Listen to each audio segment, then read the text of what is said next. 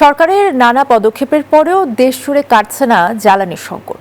Iran যুদ্ধ ঘিরে সৃষ্ট জ্বালানি সংকটের ধাক্কা সামলাতে হিমশিম খাচ্ছেন তেল ও পাম্প সংশ্লিষ্টরা। যেসব পেট্রোল পাম্পে তেল মিলছে সেসব জায়গাতেও লম্বা সিরিয়াল। এদিকে ফুয়েল পাস নিয়েও ভোক্তাদের রয়েছে নানান অভিযোগ। চৈত্রের গরমে ঘন্টার পর ঘন্টা লাইনে দাঁড়িয়ে হাঁসফাঁস অবস্থা। Spanish digital print tiles, ATI tiles, এক টাইলসে জীবন পার।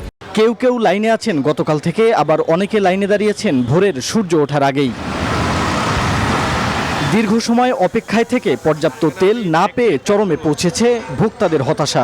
এদিকে যারা ফুয়েল পাসের মাধ্যমে তেল নিতে এসেছেন তাদের দাবি, অ্যাপ অনুযায়ী পর্যাপ্ত তেল দেয়া হচ্ছে না। দিনের অর্ধেক শেষ, আমরা এখনো পর্যন্ত পাম্পের মেশিনে পর্যন্ত পৌঁছতে পারলাম না। আমাদের যেমন ফুয়েল পাসের লিমিট আছে দৈনিক 12.5 লিটার, এখন এখানে আসলে দিচ্ছে 1200 টাকার, মানে 10 লিটার। পাম্প সংশ্লিষ্টরা বলছেন, অবৈধ মজুতদারদের কারণে তৈরি হচ্ছে এমন দুর্দশা।